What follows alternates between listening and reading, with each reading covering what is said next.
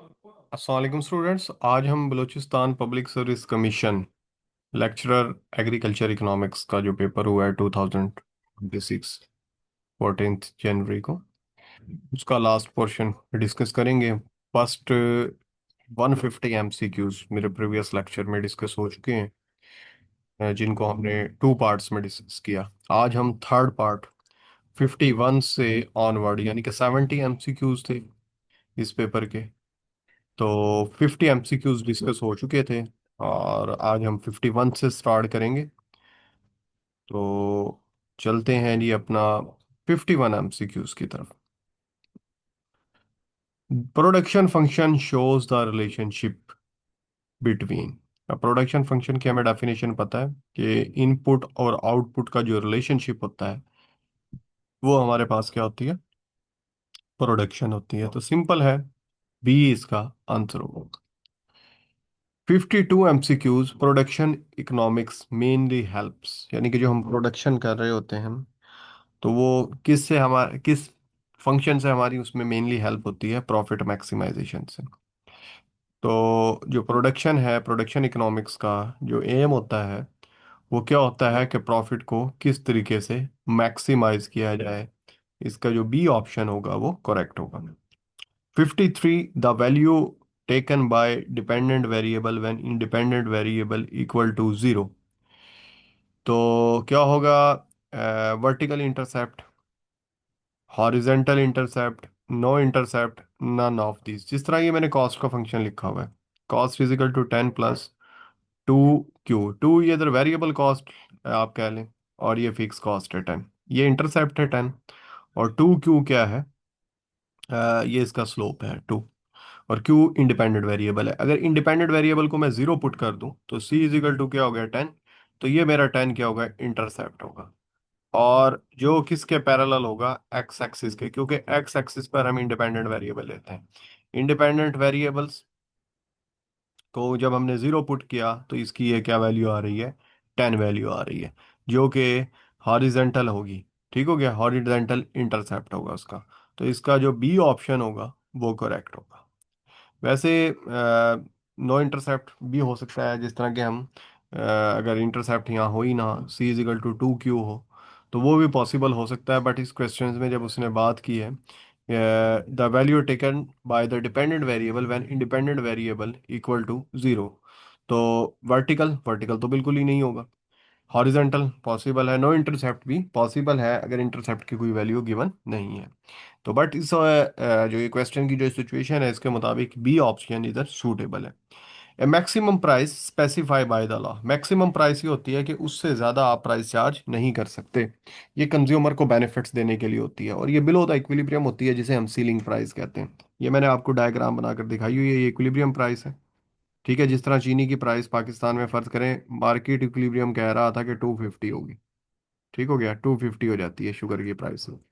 पर गवर्नमेंट उसकी maximum price announce कर देती है 200, कि 200 से ज़्यादा कोई प्राइस नहीं ले सकता। मिनिमम तो कर सकता है शॉपकीपर, पर इससे मैक्सिमम वो चार्ज नहीं करता। ये मैक्सिमम प्राइस है।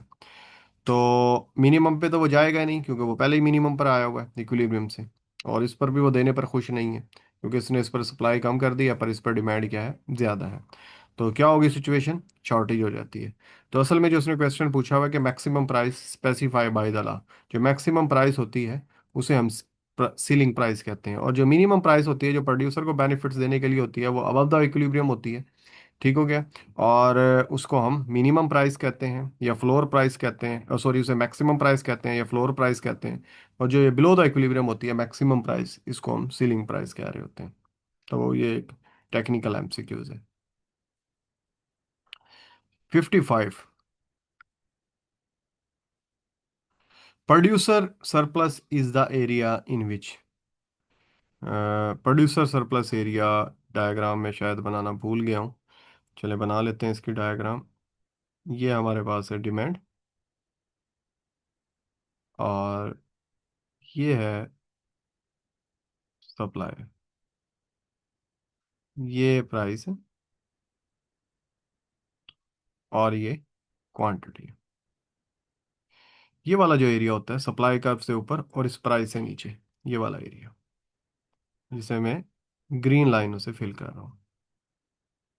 तो ये हमारा क्या कहलाता है, प्रोड्यूसर सरप्लस कहलाता है। और ये जो खाली एरिया जो ऊपर पिंक लाइन से बिलो, ये कंज्यूमर सरप्लस होता है। तो अब वो क्या कहता है, producer surplus is the area which is above the supply curve, यानी कि ये सप्लाई कर्व है, इससे अबव वाला area, and below the equilibrium price, और इस इक्विलिब्रियम प्राइस से जो ये बिलो वाला एरिया, ये सारा, तो ये वाला सारा एरिया मेरे पास क्या होगा, ये सब का सब, ये जो मैंने ग्रीन किया है, ये प्रोड्यूसर सरप्लस होता है। When M C is equal to A C will be, यानी कि जब एम सी और ए सी इक्वल होते हैं, तो यहाँ पर ये मिनिमम पॉइंट होता है इसका। ठीक है, यहाँ पर ये स्लोप डिक्रीज हो रही होती है ए सी की, यहाँ आकर ये स्लोप कांस्टेंट हो जाती है। ठीक है, हॉरिजॉन्टल हो जाती है, जीरो के इक्वल हो जाती है, और फिर ये स्लोप फिर इंक्रीज होने लगती है, यानी कि ये ट्विस्ट पॉइंट होता है इसका नेगेटिव। नेगेटिव के बाद ये क्या हो गई है, पॉजिटिव होना शुरू हो गया। तो जहां पर ये टक कट करता है इसको, तो ये क्या होगी, कोई ना कोई कांस्टेंट होगी, या अगर इसकी हम वैल्यू लें तो ये कोई ना कोई कांस्टेंट वैल्यू आएगी।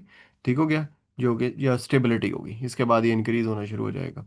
तो ये सी इसका ऑप्शन करेक्ट होगा कि when M C is equal to A C will be constant, या इधर मिनिमम भी हम कर सकते हैं, क्योंकि मिनिमम का ऑप्शन उसने नहीं दिया हुआ। अगर मिनिमम हो तो वो ज़्यादा सूटेबल आंसर होता है। Major source of risk agriculture includes, कि जो एग्रीकल्चर, क्योंकि बेसिकली ये जो पेपर है ये है तो एग्रीकल्चरल इकोनॉमिक्स का, तो एग्रीकल्चरल इकोनॉमिक्स में भी हम ज़्यादा यही इकोनॉमिक्स के सब्जेक्ट पढ़ रहे होते हैं। तो इसमें आपको एग्रीकल्चर इकोनॉमिक्स के भी कुछ क्वेश्चन नजर आएंगे। Major source of risk in agriculture include weather, weather भी रिस्क होता है। प्राइस, कोव वेब मॉडल, आपने मेरा लेक्चर सुना होगा कोव वेब मॉडल का। तो कोव वेब मॉडल में भी हम देखते हैं कि रिस्क होती है, फ्लक्चुएशन होती है, डिजीज आ जाती है, ये भी रिस्क है। तो ये ए बी सी तमाम पॉसिबल है, तमाम के तमाम ये तीनों रिस्किंग फैक्टर हैं। तो इस वजह से इसका जो ऑप्शन होगा ऑल ऑफ दीज होगा। Which what is the environmental economics? Environmental economics क्या, the branch of economics that study how environmental and natural resources are developed and managed। यानी कि हमने इकोनॉमिक ग्रोथ भी करनी है, इकोनॉमिक डेवलपमेंट भी करनी है। तो कॉस्ट हमें क्या बेयर करनी पड़ती है, एक तो प्राइवेट कॉस्ट होती है, एक हमें एक्सटर्नल कॉस्ट, यानी कि इन्वायरमेंटल की सूरत में भी कॉस्ट को बेयर करना पड़ता है, नेचुरल रिसोर्सेज यूज हो रहे होते हैं। अब हमने ये देखना होता है कि जो हम इकोनॉमिक डेवलपमेंट कर रहे हैं उसके बेनिफिट्स कितने हैं, और उसकी कॉस्ट क्या होती है कि नेचुरल रिसोर्सेज एक्सप्लॉइट होते हैं, कहीं ज़्यादा एक्सप्लॉइटेशन तो नहीं हो रही। जैसे कि हम ब्रिक्स बना रहे होते हैं, तो इकोनॉमिक डेवलपमेंट तो हो रही है, यानी कि ब्रिक्स क्या होगा, कंस्ट्रक्शन के अंदर यूज़ होगी, बट उसकी कॉस्ट क्या है कि हमारी जो एयर है वो पोल्यूटेड हो रही है। तो इनको हमने मैनेज करना होता है। ठीक है, ये जो मैनेजमेंट है इकोनॉमिक्स में, इन्वायरमेंट्स की और नेचुरल रिसोर्सेज की, और इकोनॉमिक्स जो ग्रोथ या इकोनॉमिक डेवलपमेंट करना है, जो रिसोर्सेज यूज करना है, तो उसको हम क्या कहते हैं, इन्वायरमेंटल इकोनॉमिक्स कहलाते हैं। तो ये जो ए ऑप्शन है ये इसका मोर सूटेबल एंड करेक्ट आंसर है। तो जो दूसरे बी और सी हैं उसमें वो डाउटेड हैं, तो इस वजह से ऑल ऑफ दिस की तरफ हम नहीं जा सकते। जिस तरह कि इसने कहा है psychological study of relation between human and nature, नहीं ये साइकोलॉजिकल नहीं है। Branch of economics that show the how exploit natural resources as quickly as possible, ये तो बिल्कुल भी नहीं हो सकता। तो इस वजह से ए ऑप्शन इसका करेक्ट है। Climate change effect Pakistan agriculture through, जो क्लाइमेट चेंज है वो इफेक्ट कर रहा है एग्रीकल्चर को, किस तरीके से, रेन फॉल वेरिएबिलिटी, यानी कि जो रेन जिन मौसम में आती थी और जब चाहिए होता था उसके अंदर वेरिएशन आ रहा है, टेम्परेचर राइज कर गया, हाँ जी। एक्सट्रीम इवेंट्स होना शुरू हो गए हैं, यानी कि जिस तरह अभी हमने देखा कि क्लाउड बरस्ट हो गए, हमने कभी नहीं सुना था। सैलाब अनएक्सपेक्टेड आ रहे हैं बलूचिस्तान में, केपीके में जो बारिशों का सिलसिला शुरू हो गया तो उसकी वजह से सैलाब आया।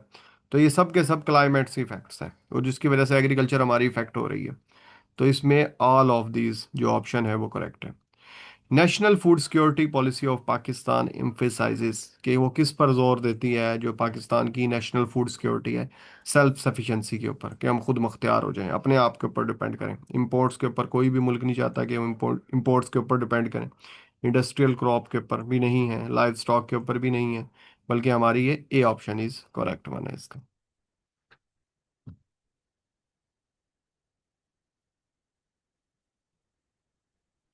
61 MCQs। Monopolistic competition is the market situation where, market many firms यानी कि फर्म्स तो लार्ज होती हैं स्लाइटली, और वो डिफरेंशिएटेड प्रोडक्ट सेल कर रही होती हैं, होमोजीनियस प्रोडक्ट उनके अंदर नहीं होती। तो जो बी ऑप्शन है इसका, monopolistic competition in market situation, ये करेक्ट होगा। Marginal product and marginal revenue product are different concept. ठीक हो गया। मार्जिनल प्रोडक्ट क्या है? Change in output due to change in labour. ये ऊपर मैंने लिखा हुआ है, MPPL लिखते हैं इसे नॉर्मल इकोनॉमिक्स के अंदर। ये थोड़ा आपको हो सकता है कि धीमा नज़र आ रहा हो, लाइट नज़र आ रहा हो, तो इसको मैं थोड़ा बोल्ड कर देता हूँ। ये जी MPPL कर दिया। और MRPL क्या होता है? Margin revenue multiply by MPP। ठीक हो गया। तो ये MRPL होता है। तो जाहिर सी बात है, जो MP है, MPP है या MPL है, वो MRPL का पार्ट है। यानी कि ये मेरे पास MRPL कॉन्सेप्ट है। ये मेरा है MRPL कॉन्सेप्ट। MRPL किससे मिलकर बना है? MR से मल्टीप्लाई बाय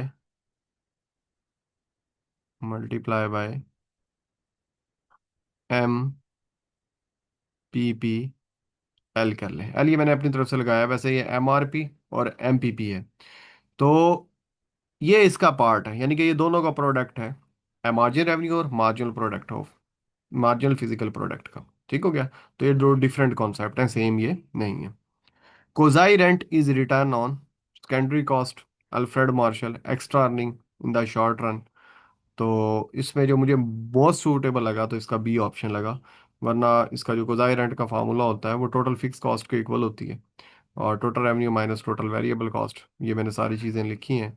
तो इसमें जो मुझे मोस्ट सूटेबल लगा है वो बी है। An initial deposit 1000 is multiplied by 500 5000 if the value of deposit multiplier। जाहिर सी बात है कि जो क्रेडिट क्रिएशन हुई है इधर, वो कितनी हुई है? वो हुई है 5000। और यहाँ पर हमारा आ जाएगा डिपॉजिट मल्टीप्लायर। इसको DM लिख इसको हम DM लिख लेते हैं, डिपॉजिट मल्टीप्लायर। और इनिशियल डिपॉजिट कितना कह रहा है वो 1K कह रहा है। अब हमने इसकी DM डिपॉजिट मल्टीप्लायर की वैल्यू फाइंड आउट करनी है, तो 1K को इधर भी डिवाइड कर देंगे, 1K को इधर भी, तो डिपॉजिट मल्टीप्लायर 5K इक्वल आ जाएगा। तो जो इसका बी ऑप्शन होगा वो करेक्ट होगा। An increase in public preferences for cash deposit would lead to. अगर वो कहता है कि आप इंक्रीज हो रही है लोगों की प्रेफरेंसेस के कैश ओवर ए डिपॉजिट, के अपने हाथ में कैश रखना चाहते हैं, डिपॉजिट वो कम करवा रहे हैं, यानी इनसिक्योर हो गए हैं, या लोग बैंक में अपना पैसा जमा नहीं करवाना चाहते। तो इससे क्या होगा कि the decrease in bank credit, यानी कि जो बैंक कर्ज दे देता है वो कम होना शुरू हो जाएंगे, बैंक के पास पैसा कम जाना शुरू हो जाएगा। तो बी ऑप्शन इज करेक्ट। ये सारे मॉनेटरी इकोनॉमिक्स के क्वेश्चन है। When there is an inflation due to increase in credit money, it is called credit creation. यानी कि जब बैंक में लोग पैसे ज़्यादा जमा करवा रहे हैं, बैंक के पास अमाउंट ज़्यादा है, और बैंक क्या कर रहा है? लोगों को कर्जे दे रहा है। कर्जे देने की वजह से लोगों के पास अमाउंट ज़्यादा आ रही है। अमाउंट ज़्यादा आने की वजह से वो डिमांड ज़्यादा कर रहे हैं। डिमांड ज़्यादा होने की वजह से इन्फ्लेशन आई है। अब इन्फ्लेशन किसकी वजह से आई है? क्रेडिट, कर्जा मिलने की वजह से। तो इसको हम कहते हैं क्रेडिट इन्फ्लेशन कहते हैं। 67, the term demand for money denotes the money balance that a commodity. यानी कि उसने सीधी बात पूछी है, demand for money term, demand for money यानी कि मनी डिमांड की बात कर रहा है। तो मनी डिमांड की डेफिनेशन क्या है? A part of income that people want to hold. ठीक हो गया। तो ये वांट टू होल्ड वाला जो ऑप्शन है वो करेक्ट होगा।